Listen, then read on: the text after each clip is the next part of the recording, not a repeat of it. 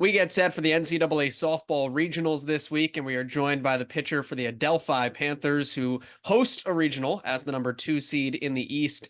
Lindsey Hibbs, congratulations on the season that you guys have put together so far. Thank you so much. What is going through your minds as you embark on the NCAA tournament and try to best what you guys have done in recent seasons? Yeah, we just want to build off of the momentum that we've had so far this season and the past seasons at Adelphi. And especially for our senior class, we've been able to be in so many different tournaments, NE10 championships, regional, like playoffs. So we're just trying to keep that momentum going. And obviously we just had NE10s, and although the outcome wasn't ideal, we're just going to keep rolling and use that to help push us forward going into regionals. You guys had an incredible start to the season from a schedule standpoint. What was it like for you to tackle what you guys took on non-conference, and how did that set you up for you guys wound up winning 23 of 26 to end the regular season? So clearly it set a ball in motion that clicked things at the right time. Yeah, we knew right off the bat that those two trips were going to mean a lot to us, and to give us a bit more of a feel for what the postseason's going to be like. And everybody was just so excited to play and be out there. And, we really didn't have anything to lose and everything to gain. They always talk about, if you want to be the best, you have to play with the best. And I think it speaks very much towards that. And we went into extra innings against Tampa, and that was huge for us. And again, although we didn't pull out the win, it was just so empowering and meaningful for everybody to get that far and to be so close. And we were like, this is what it's going to be like. It's going to be hard, but we're right there. We're right in every single game, no matter the score. What did you learn about yourselves from that experience, from those games, from putting yourself in those situations? No matter the score, no matter the inning, we have so much faith. Like, it's not a question of if, but when. And we just have this team has so much heart and so much grit, and no matter what, like, to never count us out. Like, we're always going to be the cardiac cats and the comeback kids. Like, that's going to be us. You guys put yourself in a couple of situations like that this past week at NE10s. It went in both directions, but I want to talk about the semifinal because you guys had to come from behind to take down Southern Connecticut. What is it about this group that if you've got outs left, don't count you out? I think it's our biggest thing this year, and one of our core values this year is mudita.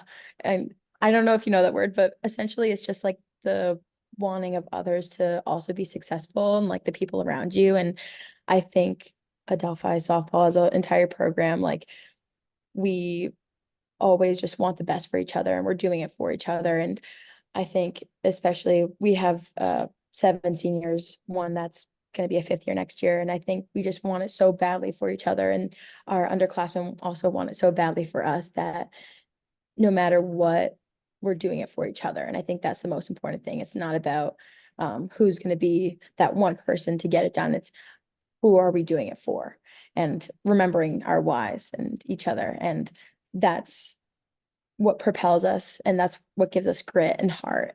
And so that's, for me, that's why you should never count us out, is because who we do it for. So You, yeah. you guys are a very loud team.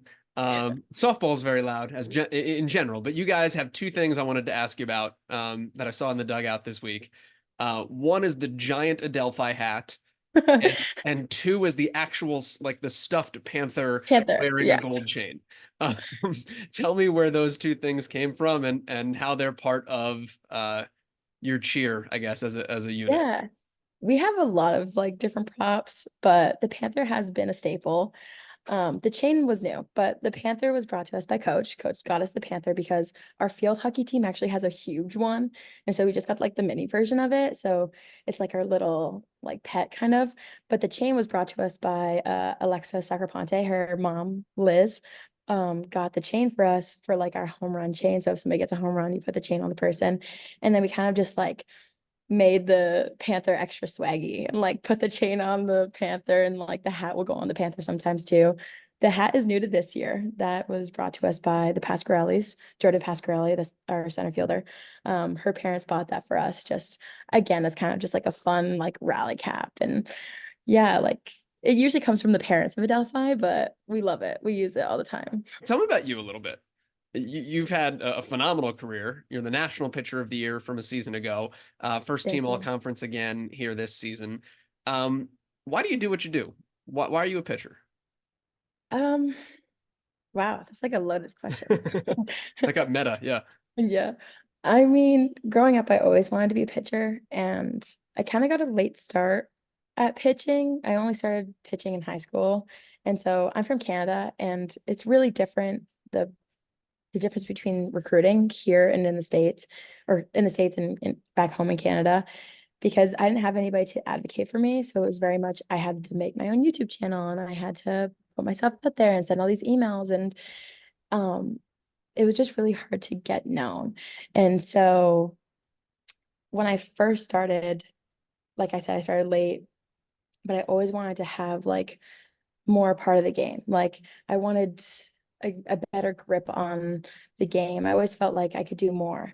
And so I made myself be in all three aspects. Our coach always says that there's three aspects to the game. There's pitching, hitting, and fielding. And so I would pitch, I would hit, and then I would field. Obviously, I don't hit anymore, but but what made me want to pitch is just because I wanted to be more involved in the game. And then as I kind of grew up, it became more of a thing of I wanted to be the person that people could look at for support. And being a pitcher, you're at the beginning and end of every single play. And I wanted to have an emotional effect on my team. And I wanted to be like, hey guys, we got this. Like, I'm sure you've noticed, but I smile a lot. And even when times get tough, like I'll always be smiling because I never want my team to feed off of a negative energy. I want it to be a positive energy. And the best way to do that is to be that person to do it for them. And so my biggest thing is I've always been motivated by like internally, but also by my teammates, my coaches. And so I don't only like do it because of stats or whatever that are presented that you see. I do it for them. Like this year's like especially has been I don't care about anything other than getting this team to experience what it's like to get back to the World Series and to do all these things because we were so close last year. And everything I do it for them. And everything I do it because I want them to be proud of me.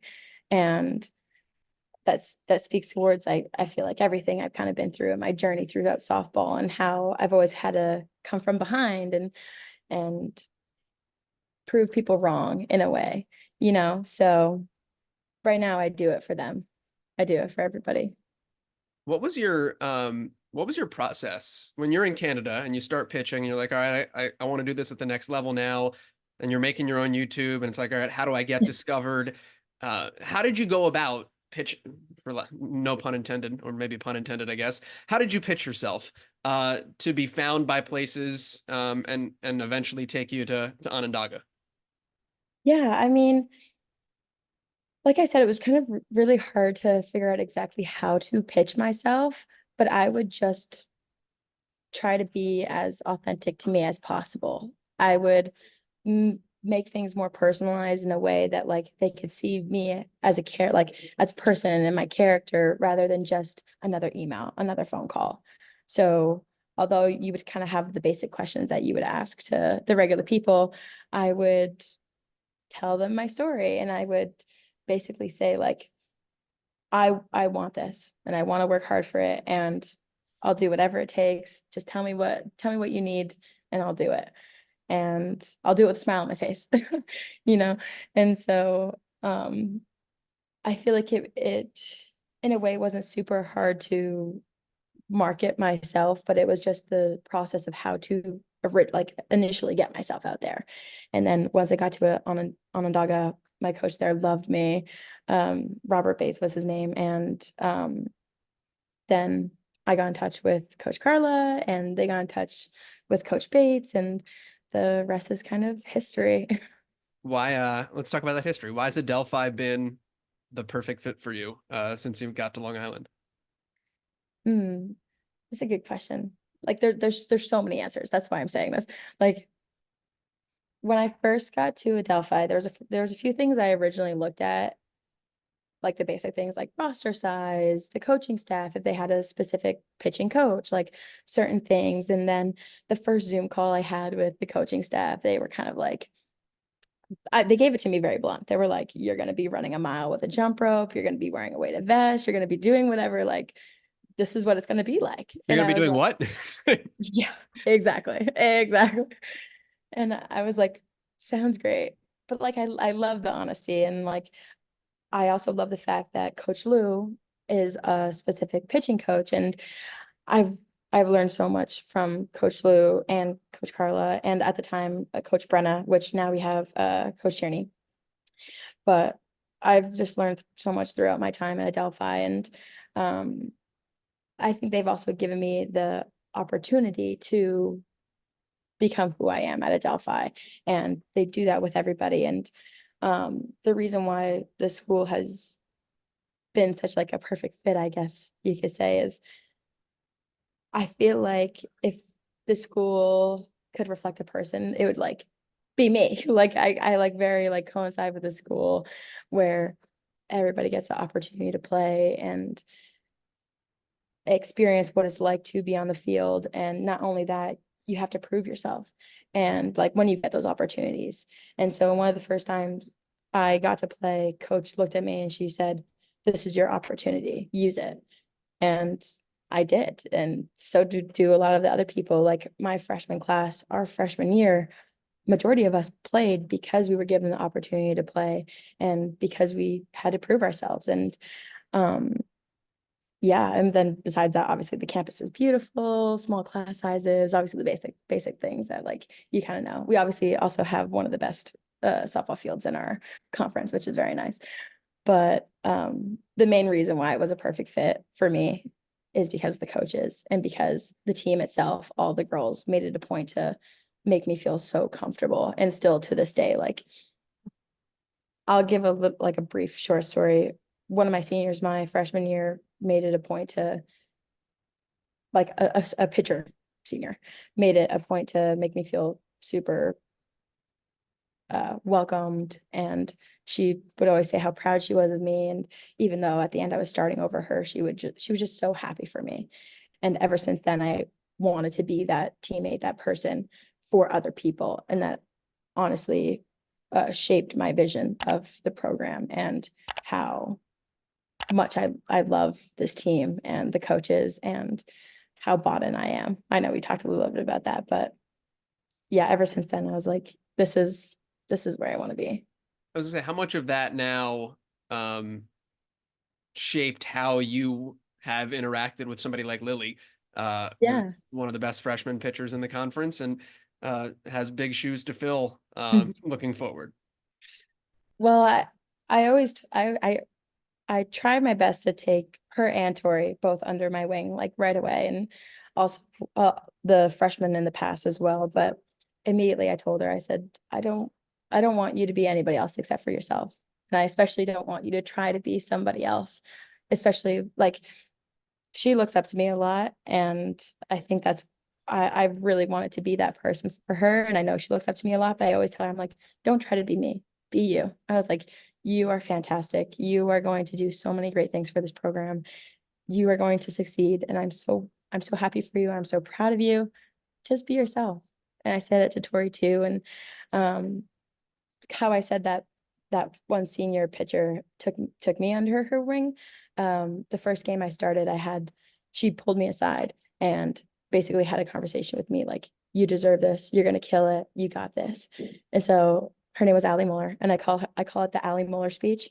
And so before both of the games that Tori and Lily both started, I pulled them aside and essentially had that same conversation with them. I was like, I'm so proud of you. You've worked so hard. You deserve this. Like, you're going to do amazing. You're going to kill it. Like, anything I can to support them and be there for them. And even at times, I'll be like, I have no doubt in you. You got this. And if you need me, I got you. And I know that if you need to come in for me, I know you're going to do it. Like, I have no doubt in you. And just constantly like reassuring them and making sure that they know that they deserve to be here and that they're good, you know? So 100%. I just like to pass that on. Um, that was a really good and deep answer for me to ask anything else going off of that. Um, so I feel silly, but I have a couple quick ones for you. Uh, Yeah. what's the fastest pitch you've ever thrown? The fastest pitch I've ever thrown was 63 miles per hour. And my fastest pitch is my low rise. What's your favorite pitch? My favorite pitch is my backdoor curve. Where'd you learn it? Um, I came to Adelphi with a mediocre bit of everything, like a mediocre curveball, mediocre rise ball, and like a changeup. But since I've been to Adelphi, and Coach Lou has genuinely like shaped me as a pitcher and has helped me develop into the pitcher and person I am today, my most developed pitch is my low rise ball. Before I could only throw a high rise ball that was really out of the zone. And so since being here, I've been able to control the height of a low rise ball and a regular rise ball, which has been really interesting. And then he has obviously helped me even get a backdoor curveball because before I was just throwing that thing outside. You're from Canada, obviously. You said that earlier. I feel like sometimes in the States, it's just like Canada's just an extension north. Yeah.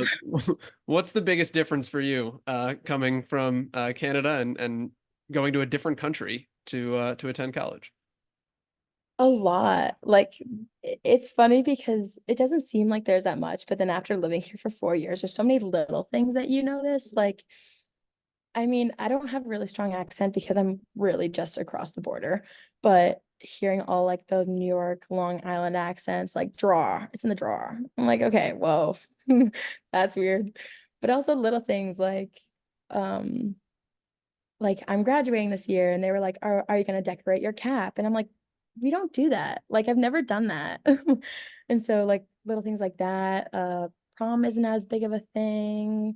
And then obviously sports, like our the only thing we have is travel teams. We don't have high school teams. And so also our travel coaches are not paid. They're all volunteers, they're all like parents. And so it's very, very much different of how serious different things are taken, let's say. And then obviously food. Food is very different. Nobody knows what poutine is, and it makes me very sad. That's that's awesome. You have to go. There's very particular places I feel like you have to go to be able to find some. Do you make any? No, I don't, but I should. You were an academic All-American as well, a year ago. So I want to ask, as you come down the home stretch here, what are you gonna do once you're done at Adelphi here and once you're done with softball? Hopefully not for a few more weeks. Yeah, exactly. Um, I I'm going to school right now to become a coach, and that is still definitely something I want to do. I'm actually coaching a U11 team back home. So I have my little girls back home that I coach, but it's obviously not paid because it's volunteer. But I do private lessons on the side, and then I want to actually go back to school to get my master's in psychology because if I don't decide that I want to become a coach, I actually want to be a sport therapist and talk to athletes who suffer with mental health issues because that again was something I was kind of introduced to here at Adelphi. Like the stigma of mental health is never really talked about, especially in sport, and it's now the second leading cause of death in athletes, which is insane. And so I just think it's super important to have sport therapists available because usually there are therapists and counselors you can talk to, but they aren't sport specific. And so it's like that credibility of genuinely understanding what a person is going through. And so being somebody again who wants to be there for people and be that teammate, that person, whatever. I've also become like a fill-in therapist. I'm like, talk to me about your feelings, like whatever you want to know, like I'm here for you. And so I've gotten the nickname of Let It Out Lindsey. So so people know to talk to me. So that kind of put me on the track of like, yeah, maybe that's what I should do. That's amazing. Lindsey, it's been awesome to talk to you. Thank you for taking the time. Congratulations on all of your success, and certainly best of luck accomplishing everything you guys want heading into the NCAA championships. Thank you so much. I really appreciate it.